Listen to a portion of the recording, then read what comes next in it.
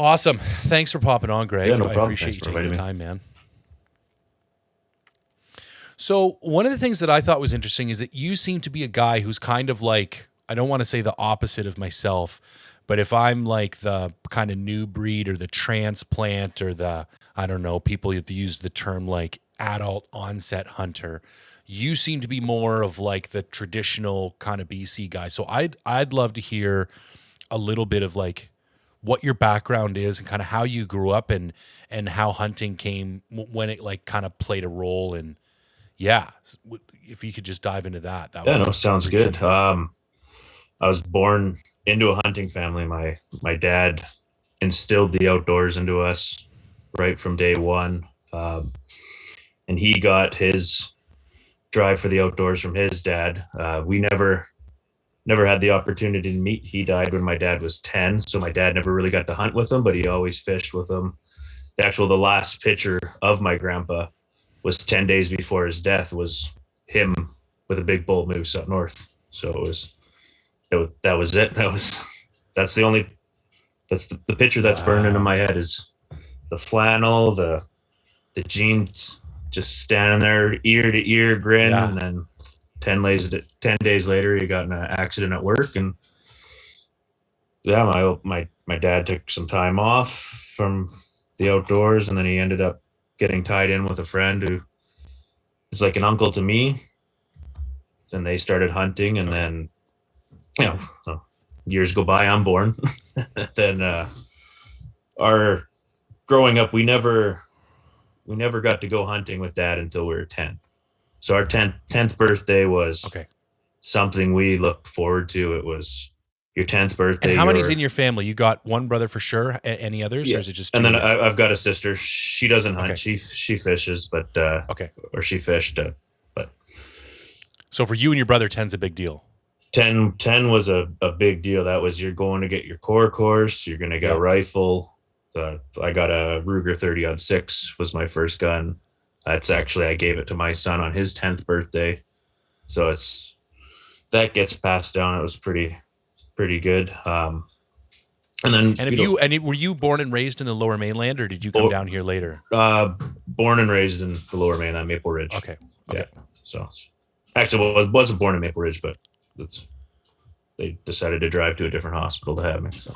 All right. Fair enough. Yeah. Yeah. Then, you started off deer hunting. I shot my first deer at 11. I had many, many great mentors with that. Like 13 years old was our big trip. Okay. So aside from 10, when you turn 13, you're going on a 2-week moose hunt. Okay. So are you doing like local blacktail and stuff for deer between 10 and then, or no, what kind of deer hunting are we doing? it was any long weekend we can make. Yeah. We were going into Region 3 somewhere. Okay. And we were deer hunting, and then all our moose hunting was been Region 7. Yeah. So when we turned 13, my brother's 4 years older than me. He got to see him, so I was always excited, counting down the days. I'm like, oh, he's coming back. Oh, so they'd take off and you'd be at home, and they're be at home off with mom. Oh, wow. And sister.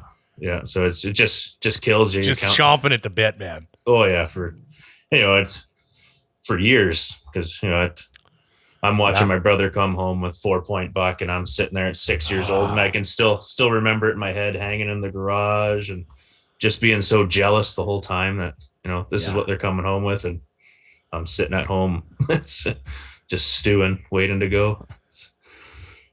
But yeah, it was good. So what do you remember about those early trips, those early 2-week trips? Because I got some similar kind of memories from my childhood, but what sticks out to you?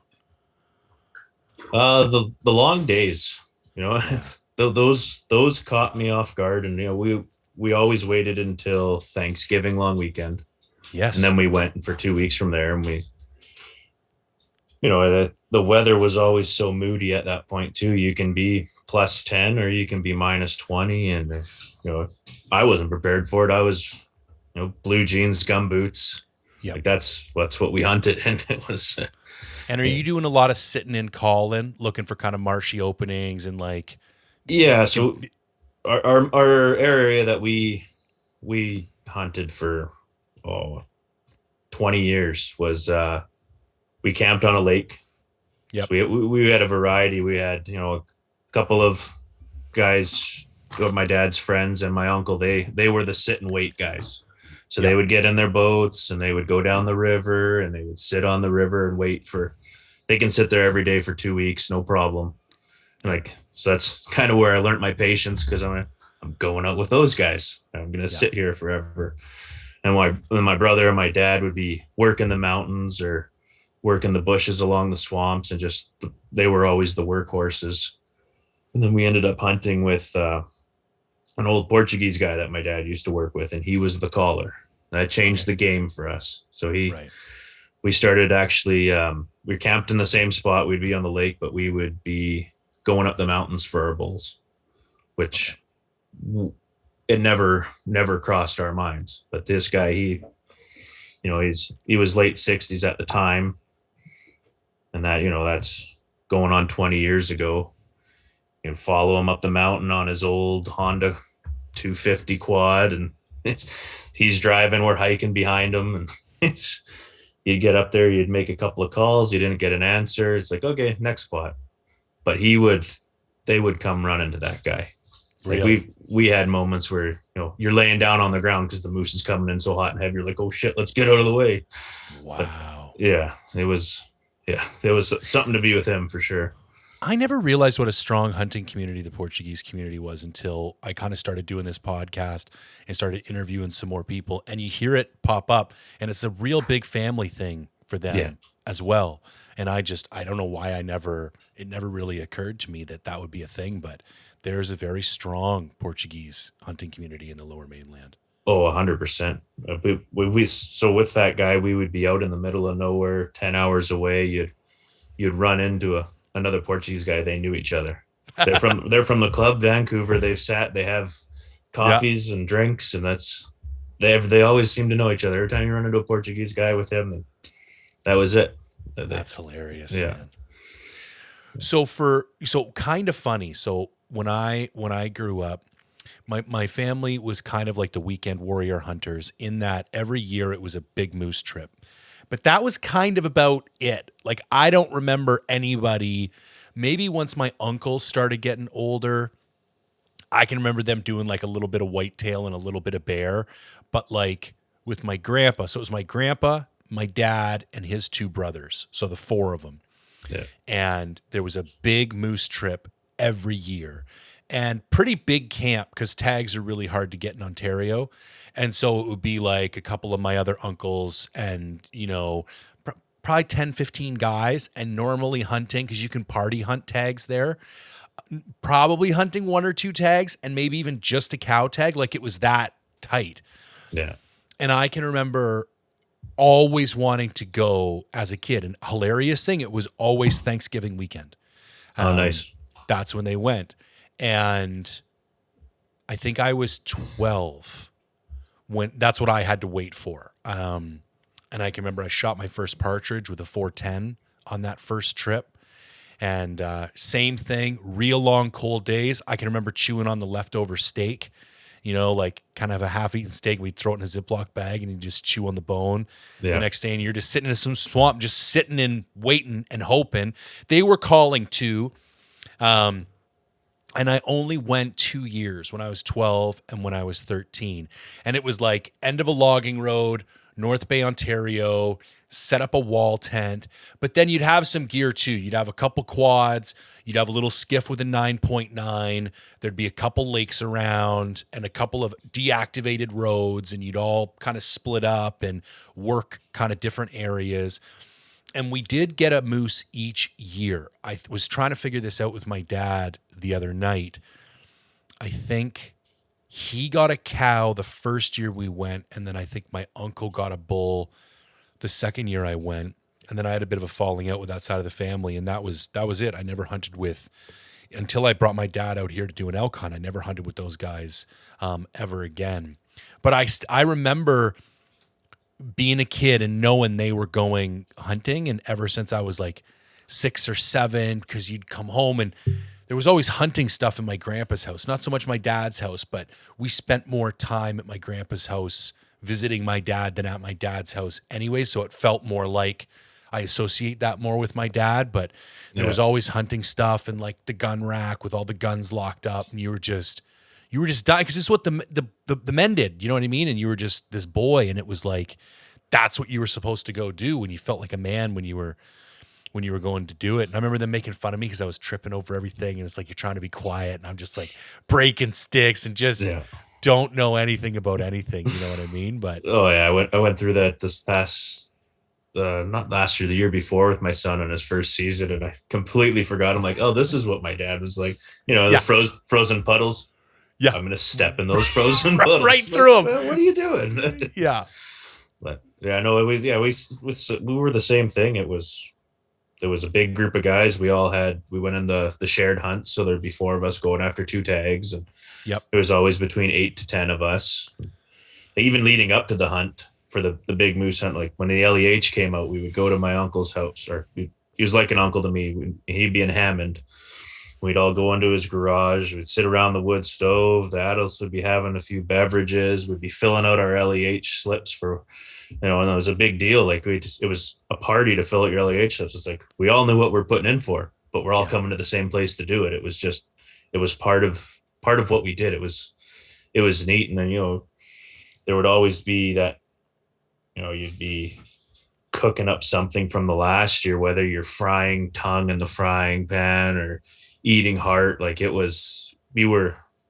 was all cooked on the wood stove, and it was saved for that kind of LEH party that we're having. And it was, every year was the same thing. It was awesome. And I wish I could have my son experience that environment, but that environment's expanded. People have retired. They've moved out. The guys have passed on. And, it's because my brother and I were the only kids. My dad was the second youngest person involved. So it was special. I don't want to be the guy who says things are different now. And Lord knows I was out of hunting for a very long time, but I do feel there's a difference. Like, even because this would have been like, I was born in 78. So it would have been like 90, I guess. But that those like late 80s, early 90s, when it was hunting did seem to be, and maybe they're still doing it. There's just, because if I think about like up the Muskwa, you go and everybody's got their family camp and that kind of stuff. Maybe it is, that type of stuff is still going on, but it does. This is a bit of an off-topic question, but do you feel there's a divide? Do you feel there's like two? I was thinking about this the other day because we had that big podcast, and in some ways I feel like I fit in, and in some ways I feel like I'm a bit of an outcast because I'm not, you look at the Come Out Heavy Boys and yourself and, Kevin from Focus. Like, these guys are like dyed in the wool, yourself included, BC hunters. And then in the way there's a couple of us newer guys, do you know what I mean? Who don't have the history. Have you thought much about that and how do you feel there's like a divide in the community, or is there just different groups of people? What do you think? I find there is a little bit of a divide. I don't see it as strongly. Like, I'm on social media, but I don't pay attention as hard. But buddies I played lacrosse with or grew up with, and I got them into hunting and start mentoring them. You can see kind of, as you're saying, the adult onset hunter side of things, but I never knew any different. Right. And I only ever hunted with family and then close family friends. So it was like, you'd hear stories about what other people were doing who had the same background as me. And you're like, oh, that's way different than we would have done it. But there definitely is some little bit of disconnect between the two groups, I'd say. I mean, there's some friction at times because even like these newer guys, like they'll ask for help, and like depending on where you go for it, you can take a bit of a beating for it. And it's like you're trying to explain to these guys, like, listen, we don't, you're talking about your family camp. It's like when you get into this in your early 30s, like you don't even know where to start. You know what I mean? And you know it's rude to ask people for spots, but in the same breath, you know, you don't know where to go, and then you end up doing dumb shit, and then you know what I mean? Like, and I do feel like sometimes there's like a bit of a lack of patience, and I feel like some of the more traditional guys, and maybe I don't even blame them, because I know I've been in similar situations where it's like, you know, whether it was snowboarding or whatever, where you're like the local and you've had your thing the same way all the time and you're used to it. And then these people show up and they kind of want to take some of your thing. And I get it, but definitely I felt it to to a bit of a degree. But then I've also had some really great relationships, and I've had, I think there's both. I think, and I think when you meld different communities like this, and maybe that's part of our job as guys straddling different generations, is to kind of help that meld together, because I don't want to get into a big political conversation tonight, but I do think if we're going to continue to protect this thing that we care about, the little piddly shit in between the differences of us doesn't matter nearly as much as the fact that we all care really deeply about this one thing, and that should override any of that other, kind of meaningless stuff. Oh yeah, we're our own worst enemies for sure. But like I my brother started a Facebook group 15 years ago or something. It's one of the bigger hunting groups on Facebook. And that's kind of been our motto. If people are asking a question and guys are lighting them up, you're gone. Like we don't want that shit. It's like if there's poor kids on there who just, they're 12 years old, they're on Facebook, they're asking a question for advice. They don't have someone to look up to or mentor in their family. They're asking questions, and there's always, I hate to say it, but there's always people that just will light them up and be like, you're an idiot. Why are you bothering? I say, well, what's your problem, man? Like, be a mentor, help them out. Like I always, before my son turned 10, I would always try to take new hunters out. That was, right. I loved it. I love teaching people, at least my ways. Might not be the right ways, might not be the best ways, but it was the ways I knew from collective intel from my mentors. And where do you think that comes from? Do you think it's because people did it for you? Was it specifically something your old man kind of passed on? Or is that just, do you think, part of your like DNA or personality, that's something you enjoyed doing for people? I think it's a bit of both. I'd say my dad did instill that into me.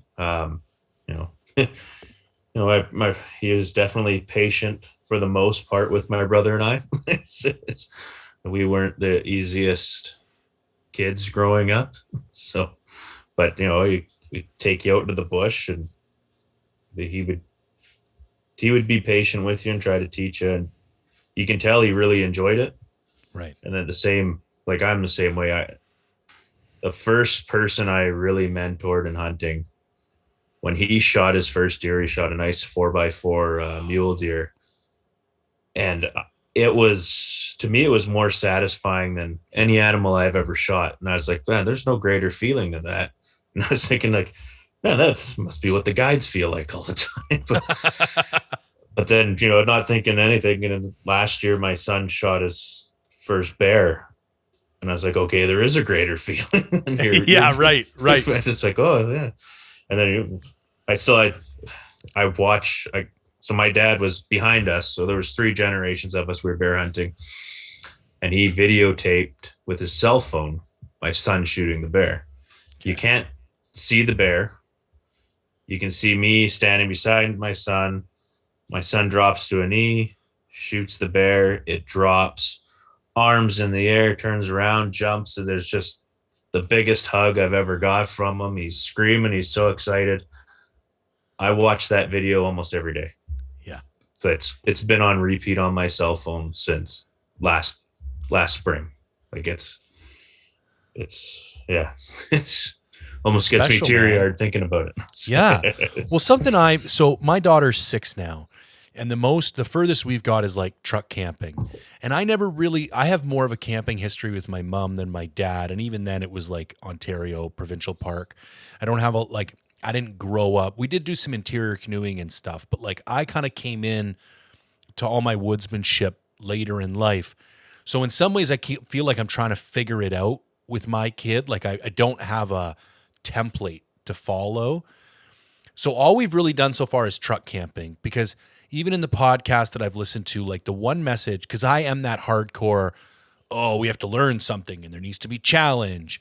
And like the one thing I keep hearing over and over again is like, you got to get rid of that. Like you just got to keep it fun. Yeah. I let her bring the iPad. We take snacks and it's like, we're going to go have fun. We're just going to happen to be sleeping in a tent while we do it. And when she gets tired of something, we go do something else. And I'm almost trying to trick her. Like, hey, we're just going to have some fun and we're also going to be outdoors at the same time. But like I try to be a good dad, but I'm not perfect. And I notice, you know, I probably don't always pay as much attention as I should, or maybe I get on my phone more than I should.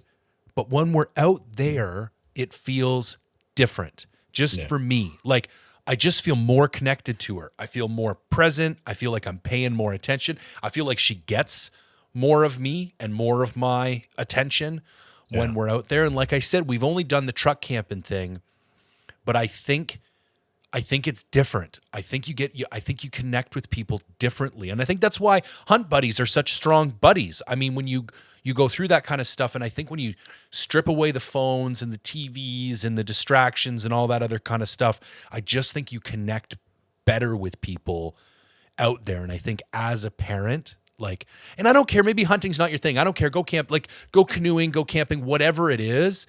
But I think going out in the wilderness with your kids to spend one-on-one time is like, it's a priority, man, because it and she loves it. Like she's asking about it already. And this year, our big goal for the year is she's going to go on an overnight scouting trip. Nice. So we're going to go really, and we'll just go like, you know, somewhere in the Okanagan. We'll go like a kilometer in off the trailhead. Like it doesn't have to be somewhere warm and dry. 100%, man, with like a little nice hike in, a nice flat spot. And we'll bring lots of like, you know, treats and good food, but it will be a legitimate overnight, not beside the truck. And I'll bring the optics and we'll glass for some deer the next morning. But she's stoked, man. She flip-flops on the whole killing thing. Like one day she's like, I want to kill a deer. The next day she's like, where'd the burger come from? And I'm like, oh, it's a bear I shot. She's like, what? So it's like, there's still, you know, she still goes back and forth on it. But like, yeah, I feel like it's something that my wife doesn't do with her. And I think each parent having their own way of making that connection with the kid, I'm really grateful for it anyways. I'm kind of going on a long-winded rant here, but there's something special about that outdoors times with your kids. They get the real you. Yeah. Like my kids, that was always my goal too, was, you know, if we were going out for a day, we're going to keep them entertained.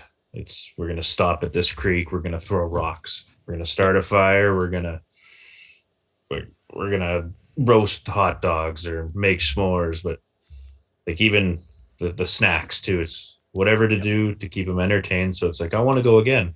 Yeah. And but like you're saying, that you connect with them. They live for it. Like my son, yesterday, we're driving home. My daughter passed her core course yesterday, so we're driving home from that she turns 10 tomorrow. She's already got a nice shiny new left-handed rifle waiting for her. So we got some learning to do.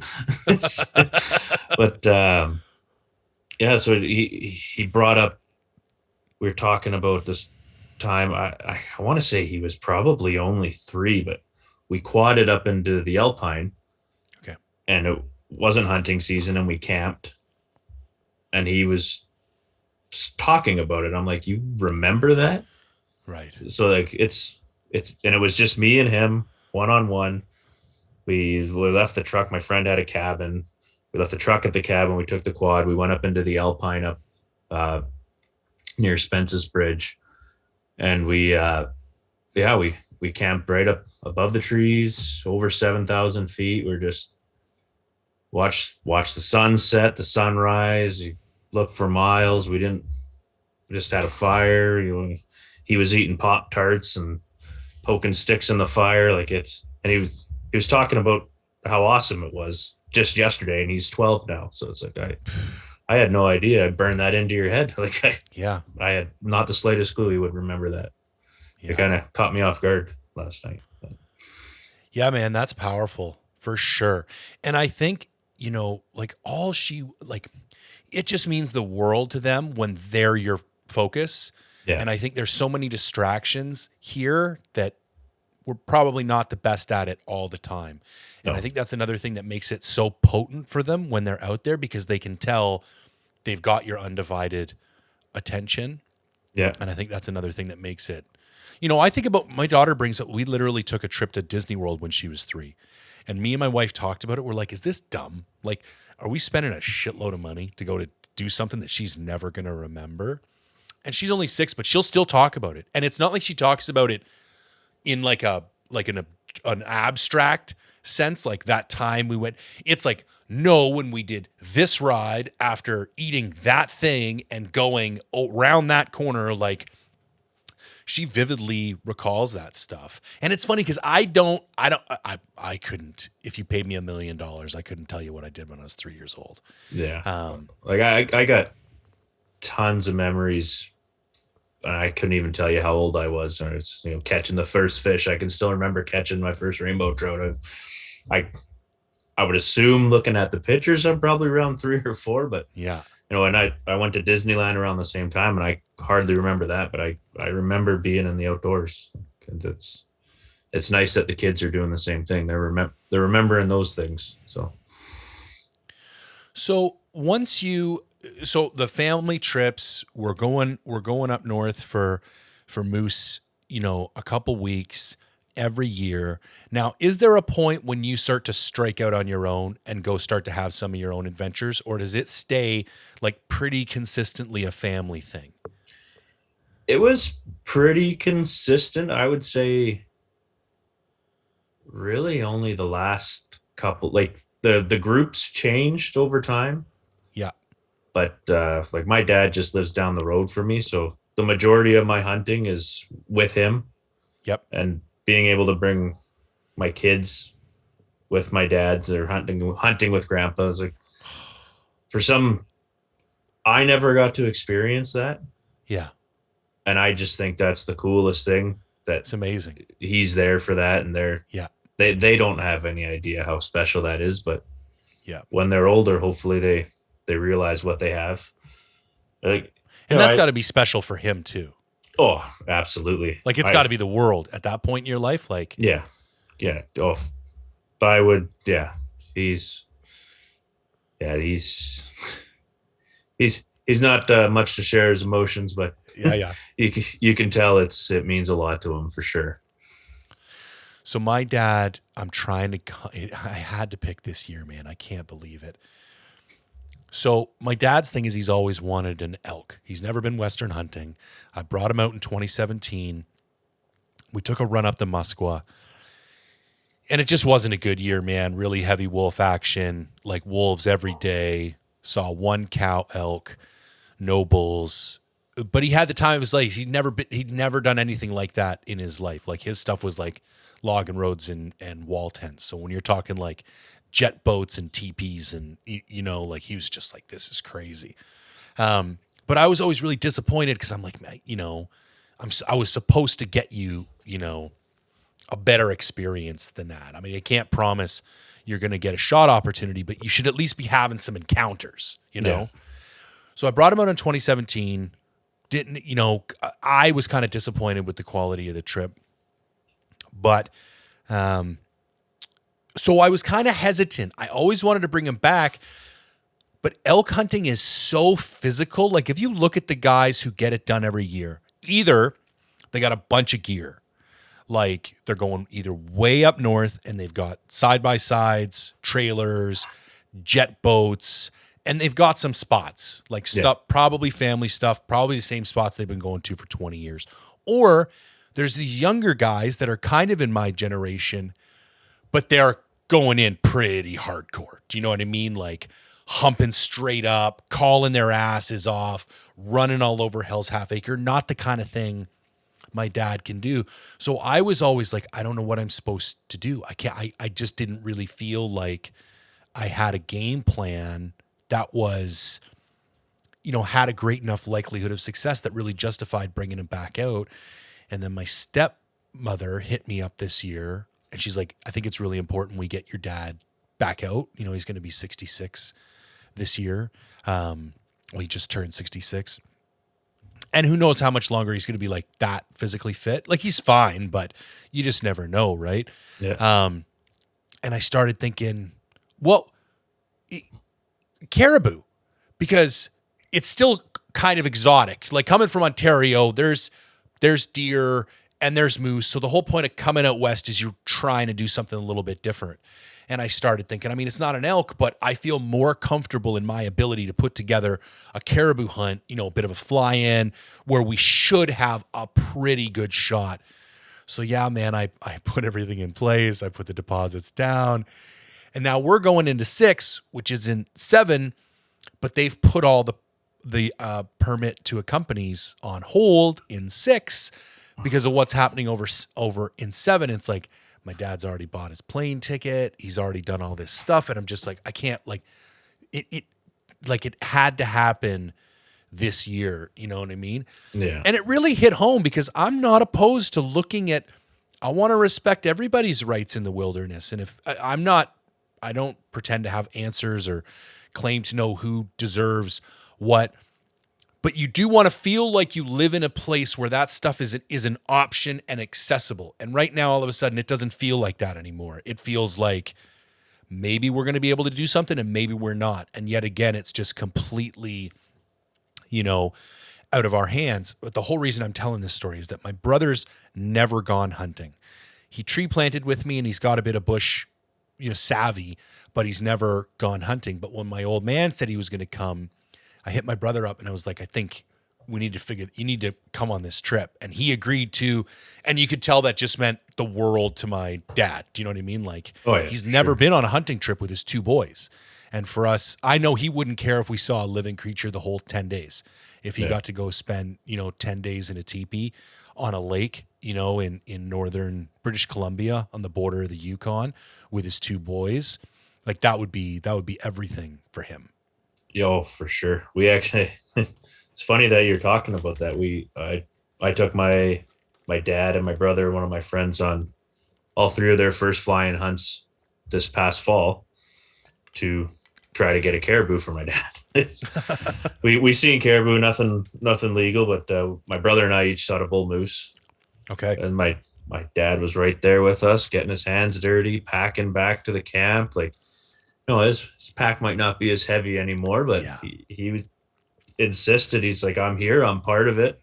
He took the first load in the backpack. He marching back to camp the couple kilometers. And it's like, you still got a little bit of life left in you. And then as soon as we landed, we booked 2023 to go after caribou. So we'll see where that goes. Yeah, man, I don't want to get all negative, and I feel like there's been so much floating around about it. People almost need a bit of a break. 100%. But my fingers are crossed.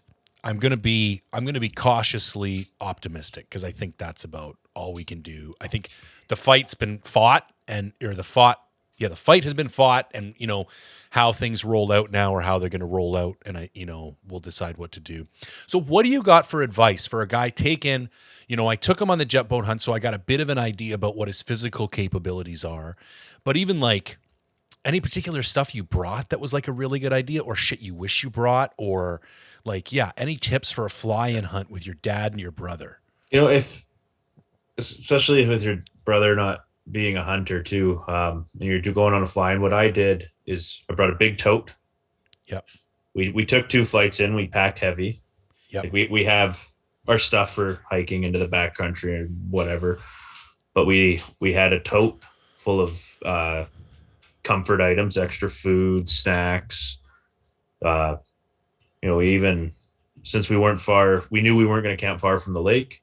Yep. We brought Presto logs for the wood stove in the teepee tent. Yep. And I kind of forced them to buy chairs. Yeah. lightweight chairs. I'm like, you know what? If we're out there for that long, we're not far from the lake, just have a chair. Yeah. Bring the fishing rod. If you're going to the lake to grab something, you got your fishing rod. You can chuck a line, try to catch some nice Lakers. But yeah, I was just made sure they had all the comfort. If they wanted to bring spare shoes, let them bring spare shoes. They stay at the lake in the tote. It's not a big deal.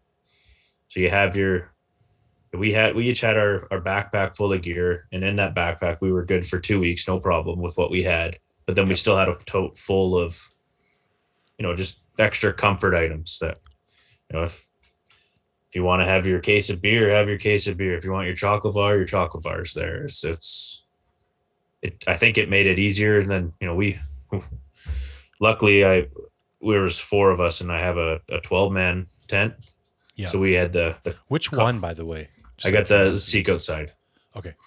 So with and that, you like it? Love it. Okay. This was my first year backcountry with the big tent like that. But we got hit. We were up there in the shit weather that was this year. It was rain, snow, rain every day for the whole 2 weeks. And what were the dates? We were mid September. Yeah, this is bang on, man. Yeah. And somebody just texted me the other night, and they were like, my buddies were up there last year. We're flying in on the 17th, and they were like reliably -10. So like, get your shit together, because you could see some pretty gnarly stuff that time of year. Oh yeah. And then it was very unpredictable. Like you'd be down to a t-shirt, and then you're watching the black come across the plateau. You're like, oh man. You're looking for your rain gear, your poncho. You're finding a tree to hide under. You're just you're getting ready for it. And you're like, it'll come through. It sweeps. But where we were we were against the mountains, so the storm would stop and it'd stick on the mountain for a few hours. And yep. See, but with the teepee tent being as big as it was, we can go back into the tent, sit in the chair around the wood stove. You didn't have to worry about dry firewood. We brought a couple cases of those 3-hour burning logs. And I learned that trick the other year from going with some friends, and they brought a pack of Presto logs, one for each night. And I was thinking, you know what? I'm going to bring more. Bring more. You're light going in compared to coming out. Do you know what I mean? Like if you have any chance of coming out with an animal, because that's what somebody told me. They said you're going to bring a case of those Presto logs, and you're going to fill a duffel bag up with dry wood, because the area where I'm going, I don't even know if there's it's pretty sparse. Like I don't even think there's fellable trees kicking around. You know what I'm saying? No. They were like, entire duffel bag full of wood, and then a couple of cases of those Presto logs, and it's like you're not flying home with it. So by the time you turn around, you're going to have meat with you, so it's not going to matter anyways. Yeah, with the Presto logs, you guarantee you have the wood. Right. So what we do is, or what we did, I shouldn't say what we do, because this was only my second fly-in. We'd get enough small logs, everything's wet, and we kept them in the tent with us. Yep. So they were dry. So once the Presto logs like build them out and around. And I'm assuming you got like a box stove, like a ultralight type of a little titanium. Yep. Okay. Yeah, you could stack. We stacked the wood around there. So once we were out of the Presto logs, if we were stuck, we did have dry firewood. Yeah. We ended up leaving some behind, but it wasn't a lot. But there was, for the next person to land there, they would have been happy to walk off the plane and find some firewood. Yeah, for sure. No, that sounds pretty similar to my plan. I think I'm just going to have the 8-man, but there's only 3 of us. And same thing, teepee, stove. And then I think I'm going to bring a backup tent as well.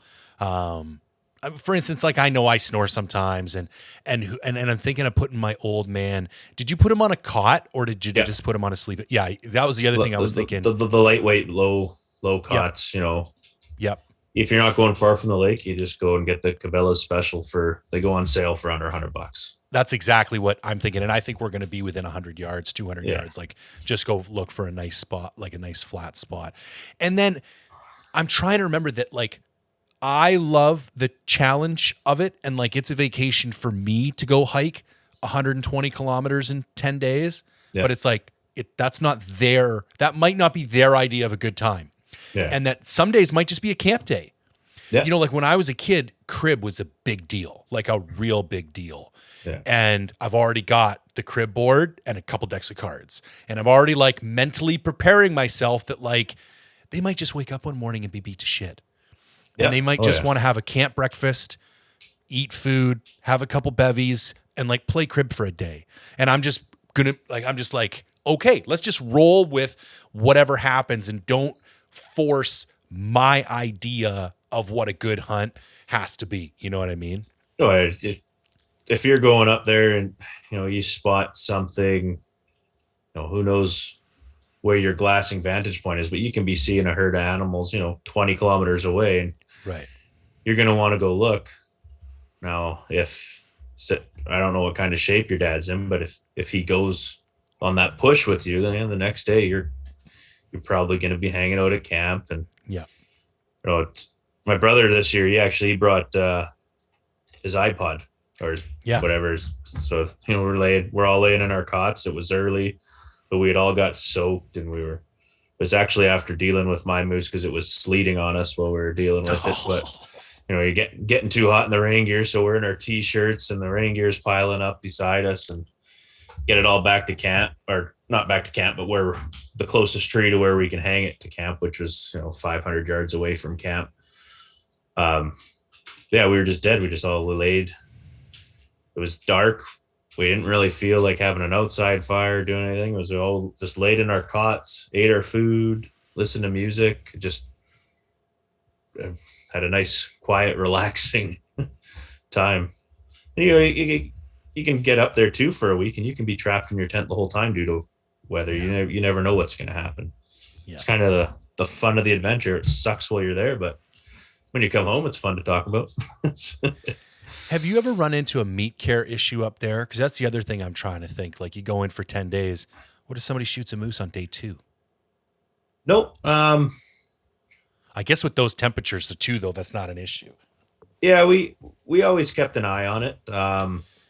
So my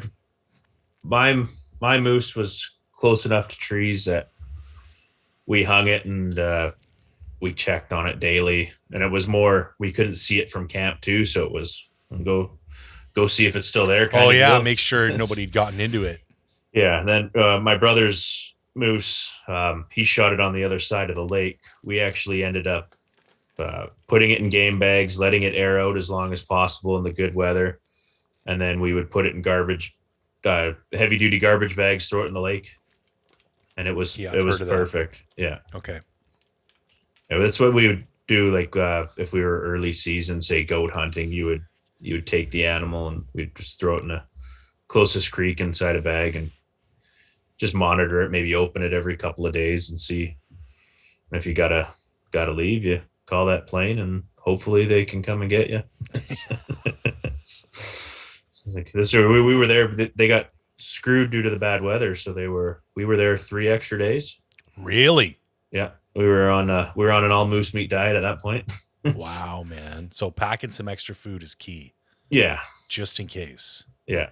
I usually try to do that. Like one of the things we did this year on our fly-in sheep hunt, or I should say last year, was like, I think we were going in for 13 in total. So we had 13 days of food in our backpack. And then what we did was create a landing strip dry bag. Yeah. And in that big dry bag was an extra 2 days food for everybody, extra couple batteries, extra couple boxes of ammo, like just a few odds and ends that you might not need, an extra first aid kit and stuff like that. And then all of that you're not humping it all over Hell's Half Acre for no reason. And then just in case, if we got back there and there was, which almost happened to us too, we were lucky and he found a little window and snuck in and got us. Yeah. But that just increased my comfort rating a little bit. I was like, worst case scenario, we'll just go sit at the strip for a couple days and eat all the extra food. Yeah. Well, that's kind of the idea behind when I mentioned the tote. Like right. That's got, you got a little bit of extra food. You've got, the first aid kit. I keep a small first aid kit in my bag that'll, keep me alive, but, bring the big first aid kit, which has all the extra goodies. Like if I need to make a cast while I'm out there, I can cast your arm and we'll be good for a bit, but make it a little bit more comfortable. I've always wanted to bring a stitch kit, like for sutures, because that seems to me like something that could be like a make or break deal. That's not Yeah. like terribly complicated. And I know you can get them where they come with like, those little weird hook needles Yep. that they have, and like they're pre-threaded with sterilized whatever kind of thread that is. But that's always seemed to me like if you're going to have a souped up version of a camp first aid kit, that would be a cool thing to put in it. Yeah. Well, yeah, and the camp first aid kit, it's got all that fun stuff, and then the one in the bag, butterfly stitches, some super glue, Yeah. just the usual, some duct tape to get rid of blisters if you're not paying attention to your feet. Yeah, exactly. So that was your second fly, and so you went the year before as well? Yeah, yeah. I went the year before. 5 guys. We went in on my first fly, and we shot four caribou. It was good. Two of the guys shot their caribou from camp, pretty much. Me and another guy, we put on in 10 days. We put on 150 kilometers on the GPS. Like we were all over everywhere, but uh, paid for that for a long time afterwards. So I know I'm not the fittest guy, but my brain's a lot stronger than my body. Yeah, man. So it'll make A little gur goes a long way. yeah. Well, that's it. Yeah. Just I'll go up over that hill. Yeah, I'll go up over that hill. Let's keep going. It's like yeah, okay. Get off. Yeah.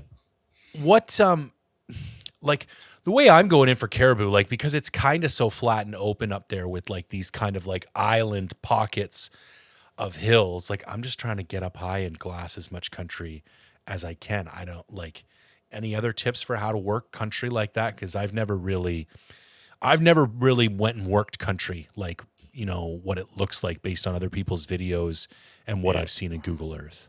Yeah. So with caribou, what I found on those couple of trips is the high point. Even if you're on the rolling flats, find the highest point. Yep. And glass from there. And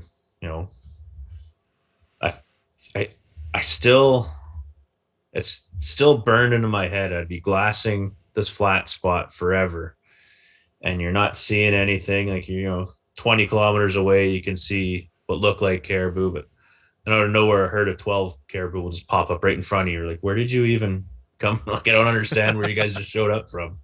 So they're kind of like ghosts out there, but it's deceiving terrain, because if you're on a high point and you're looking down on it, it looks flat. But as you're walking, you're 10 feet up, 10 feet down, 10 feet up, 10 feet down. So you can easily see how something disappears. And if there's a creek meandering through it, if they walk the creek, you'd never see them. Right. So I've also heard if they're going in the other way, like to forget about it. Yeah. Don't chase. No, there's no hope. So you're trying to kind of like intersect, or if they're coming across here, head out this way, try and cut them off. Yeah. Because they can be very odd. Like I've heard they can be very haphazard in the way that they travel as well. Like they don't tend to walk in real straight lines, and they can kind of just like bounce all over the place. Yeah, I noticed there was no rhyme or reason to what they were doing. Like we would be sitting, kind of just on the edge of the alpine, looking down, and you'd see caribou down on the grassy areas. You'd see them up over by the lake. You'd see them up in the rocks, like 10 kilometers from the nearest piece of grass. You're like, what are you guys even doing up there? Like, you're above the sheep. I can see 50 sheep below you. Like, what's going on here? They're just crazy.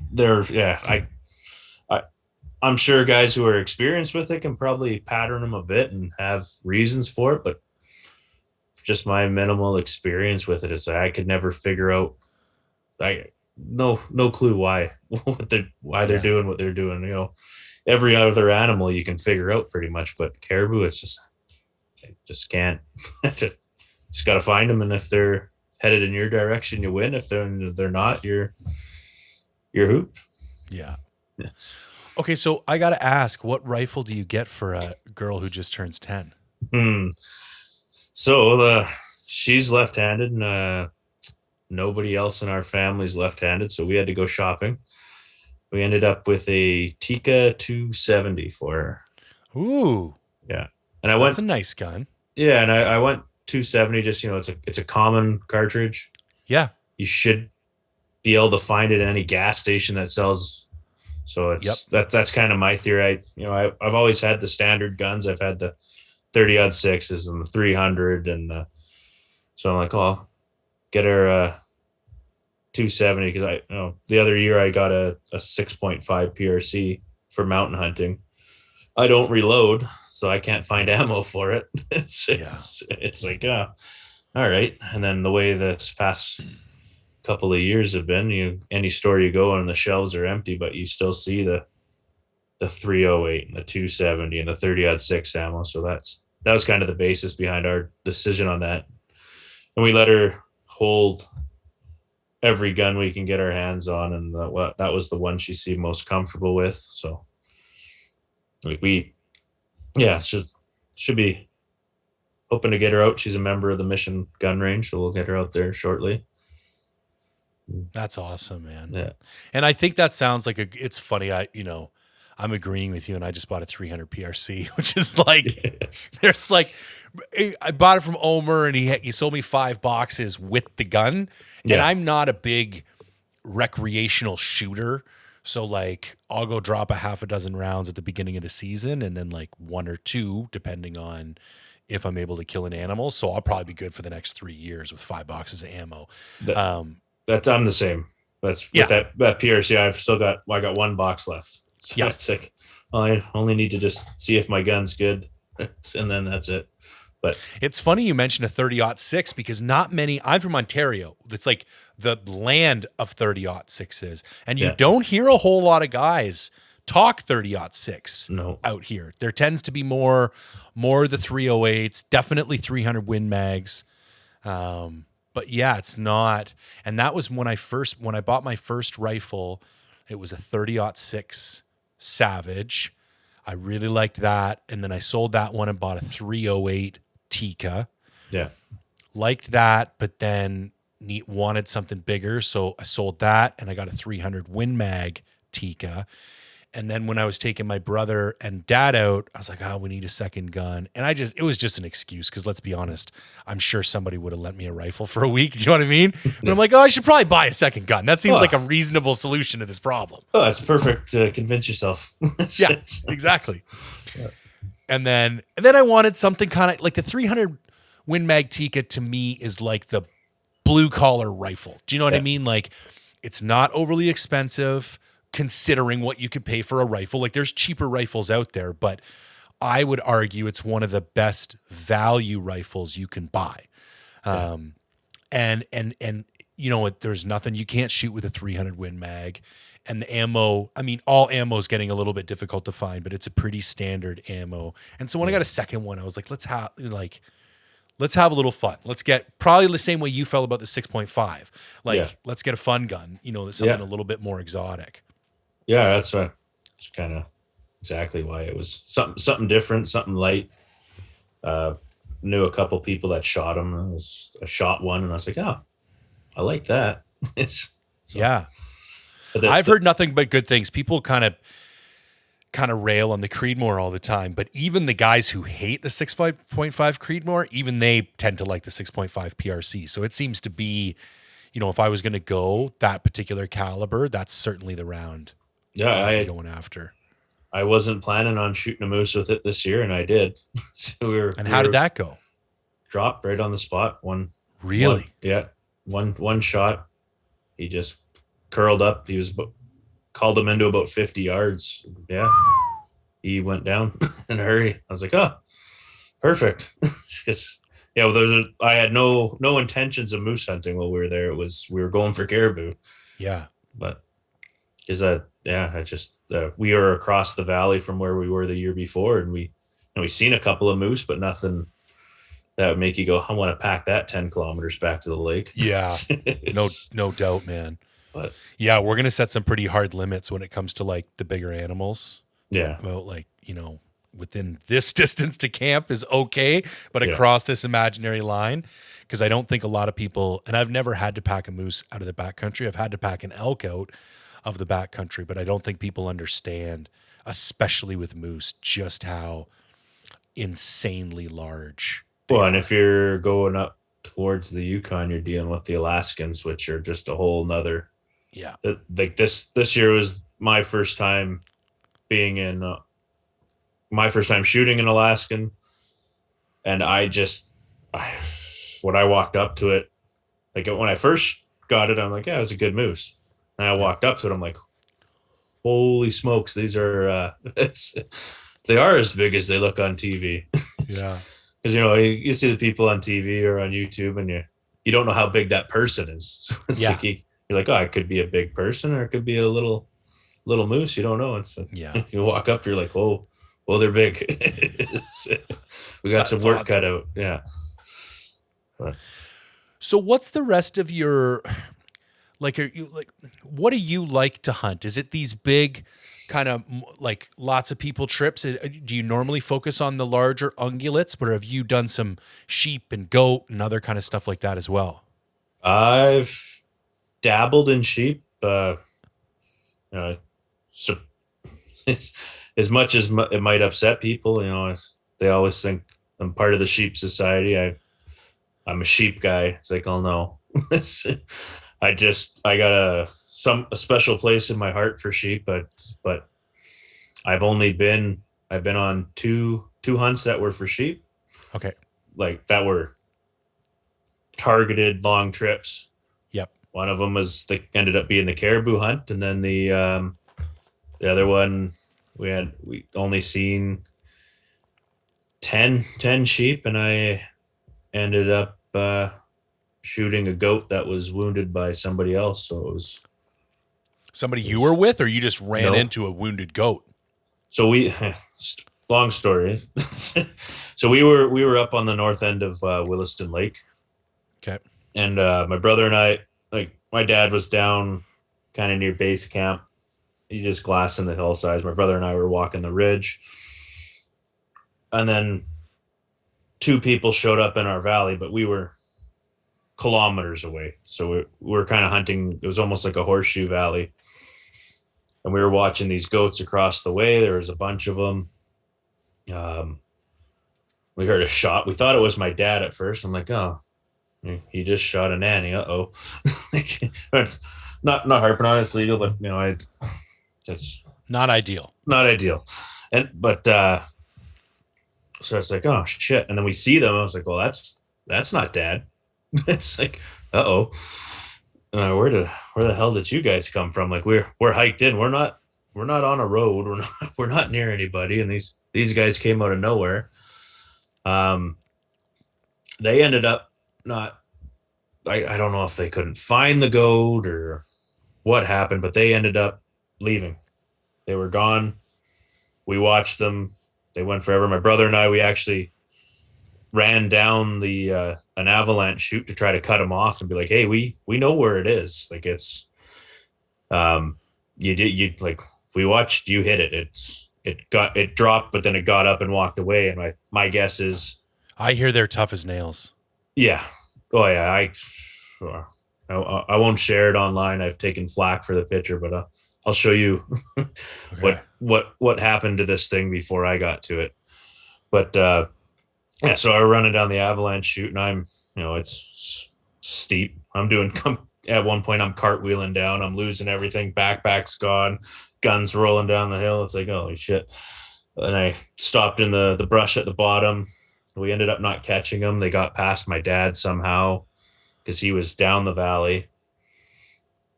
And then, yeah, so we ended up hiking down. We couldn't find them.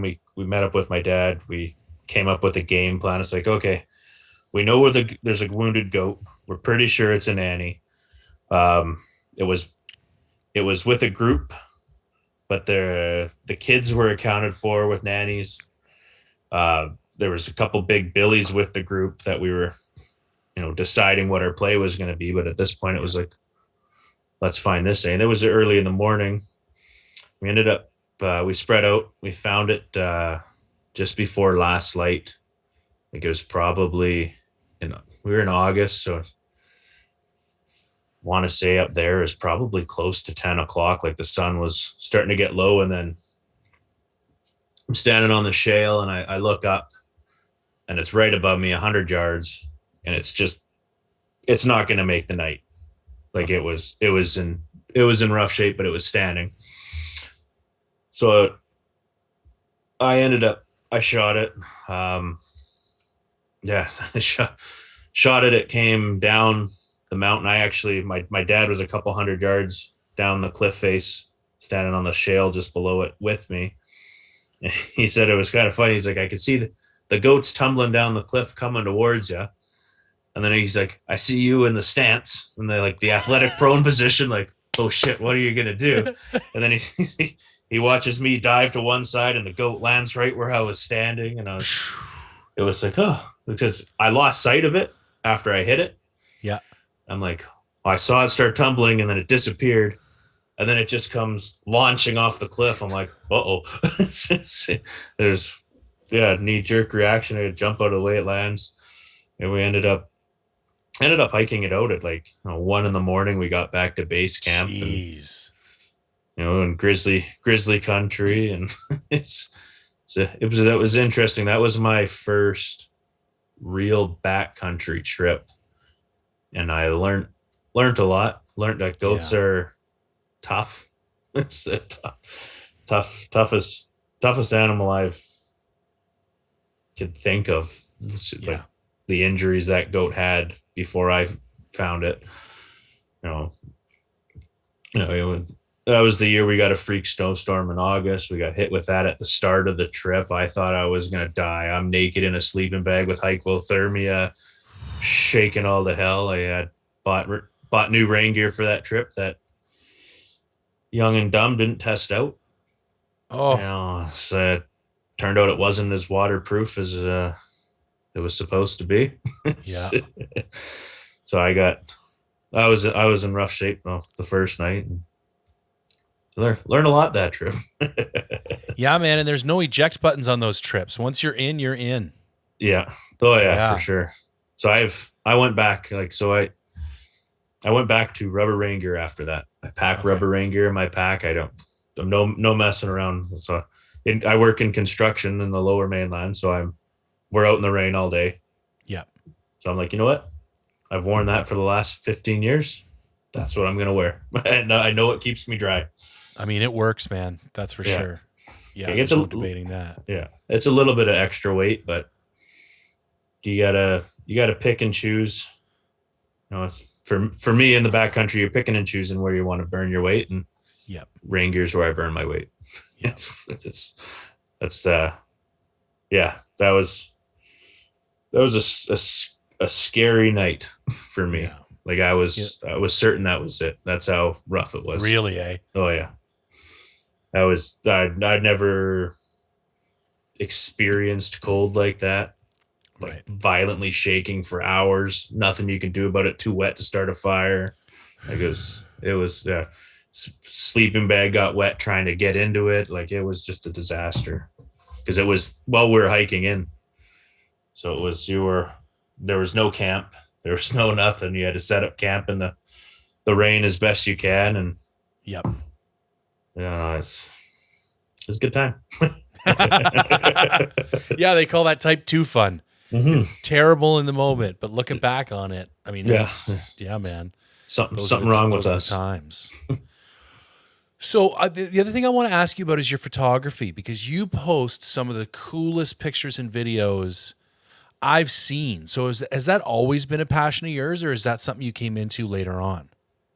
So I've always had an interest in photography. I shoot an old Nikon that I had bought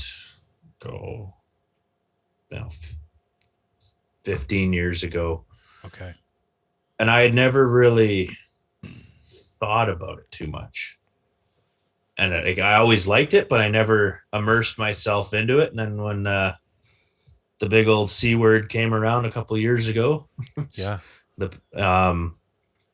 I found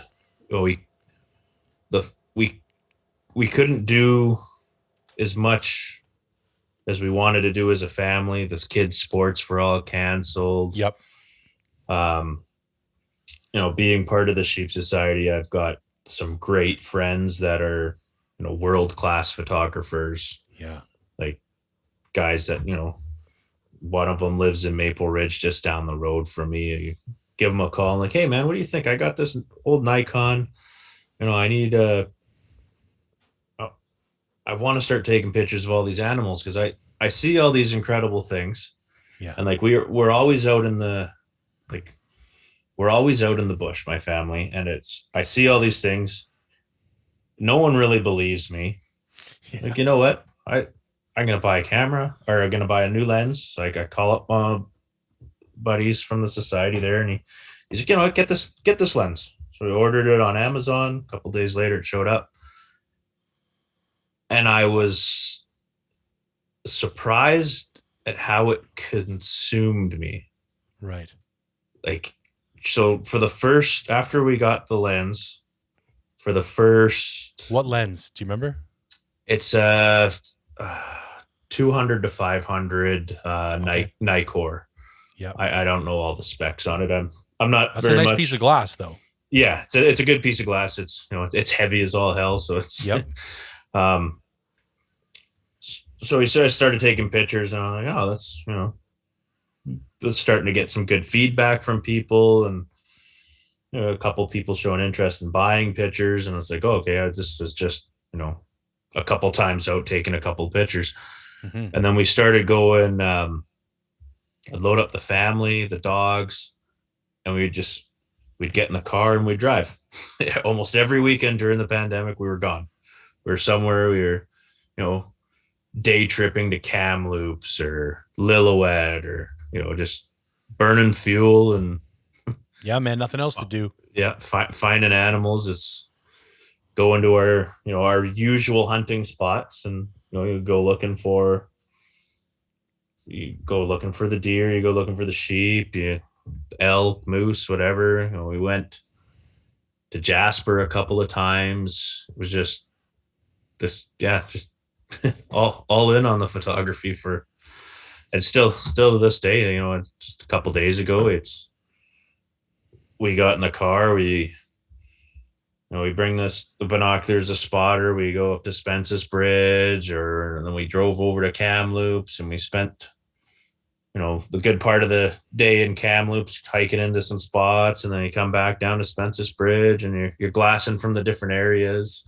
Most of the stuff in Spence's Bridge and Lillooet in that area, it's more just seeing how they did, because I don't have you're watching them from across the river, so it's just seeing how they did with the fires, and for some reason there's not very many lambs, and that's the Wild Sheep Society part of me kicking in. It's like, oh, what the hell's going on here?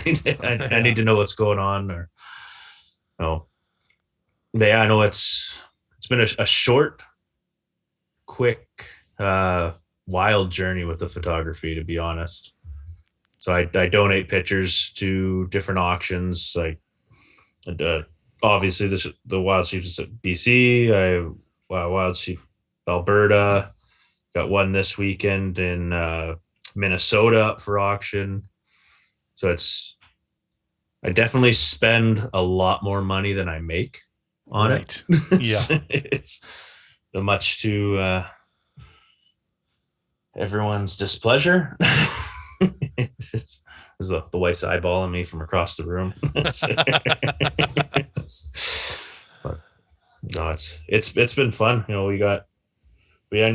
We're going to South Africa in May. Wow. And we're doing we're hunting for 10 days, but then we're going to go on a 4-day safari just for photography. Okay. So it should be, I'm excited. Wow, man. I can't wait to see that stuff. Yeah. What are you going hunting for? So we're going, it's just my wife and I. The kids are going to stay with the grandparents. We're going after impala, wildebeest, warthog, and gemsbok. but I am also a opportunist. Yeah. So we'll see if we can cut deals with the guide, and if that's there, and maybe it's on a farmer's field or something doing damage that he's got to deal with. Yeah. Who I'll knows? be Who knows? I'll be more than happy. Yeah. So, yeah. That's exciting, man. Wow. That's going to be crazy. Yeah, it's going to be pretty neat. And then when we do we're going through Kruger Park, and it's my wife and I, and then the professional hunter, and we're just going to stay in a tent. Okay. So we're tenting with the lions, and it's I've never left North America, so we're jacked right up. Oh, yeah, man. We're ready to go.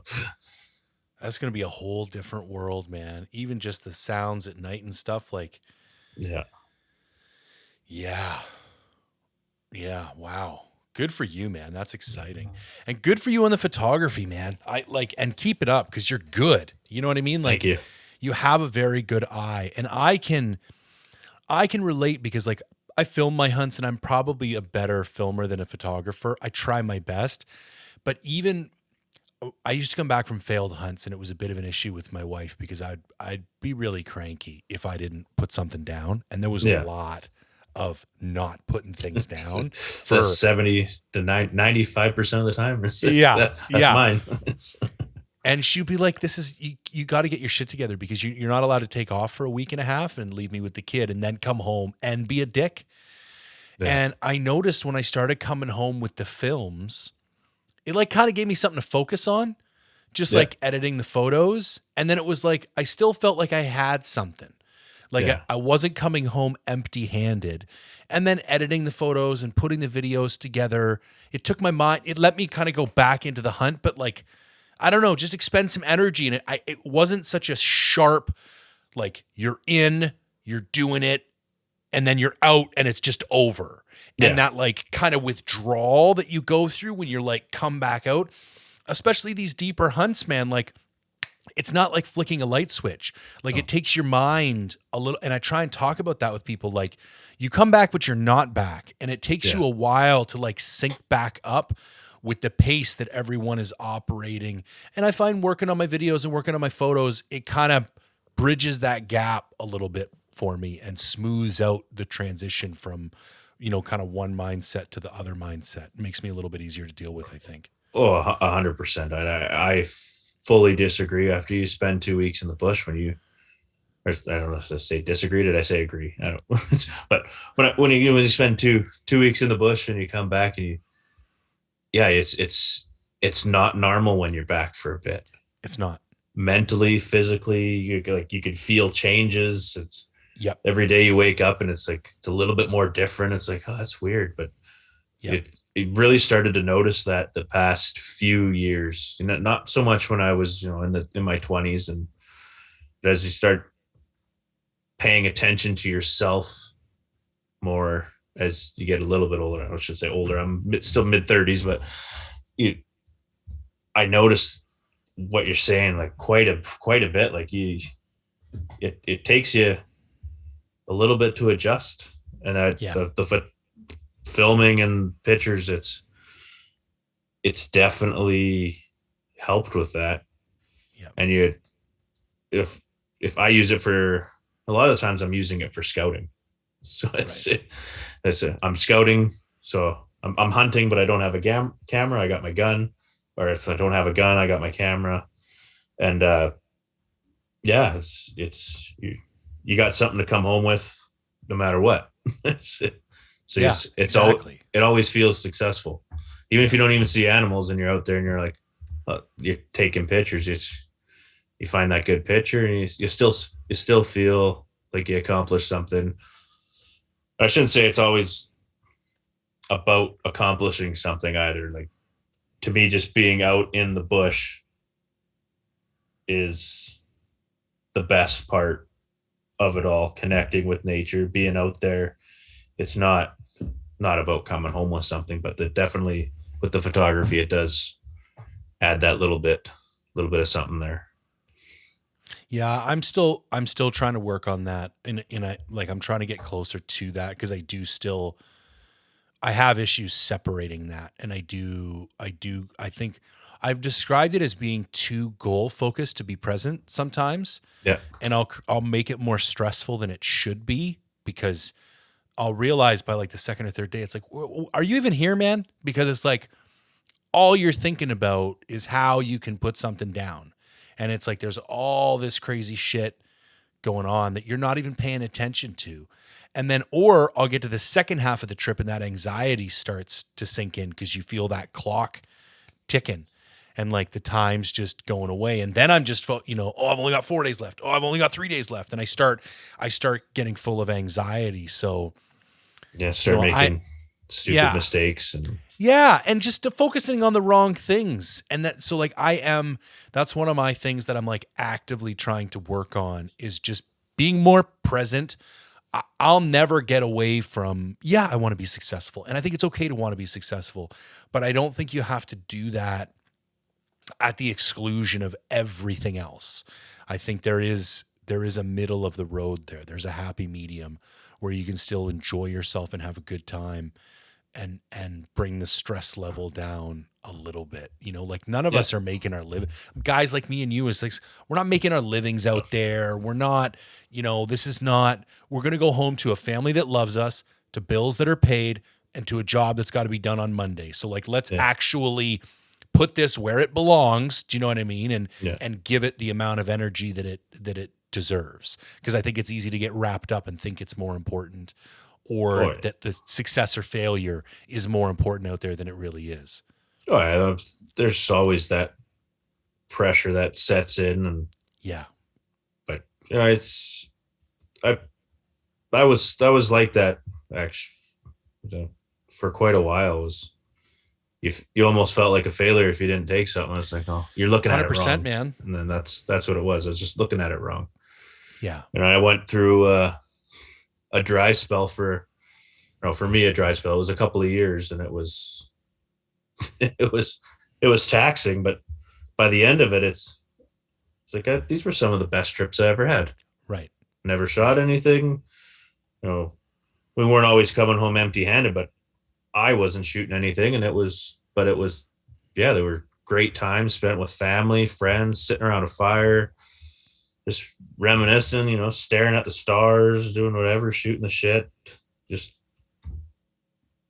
being real. Yeah. Which a lot of us in our daily lives, we don't get that chance to be real, or putting on the happy face at work. Yep. 100%. So. Listen, man, I know it's getting late and we both got work in the morning. I think that's a perfect kind of note to wrap things up on.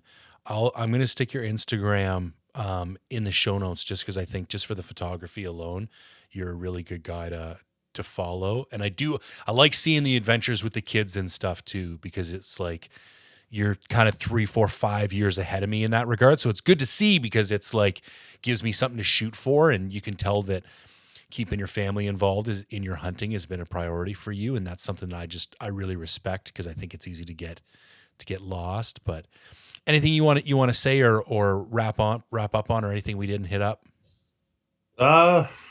I'd be doing a disservice if I didn't join a conservation organization of some sort. I'll be a little bit biased towards the Wild Sheep Society of BC.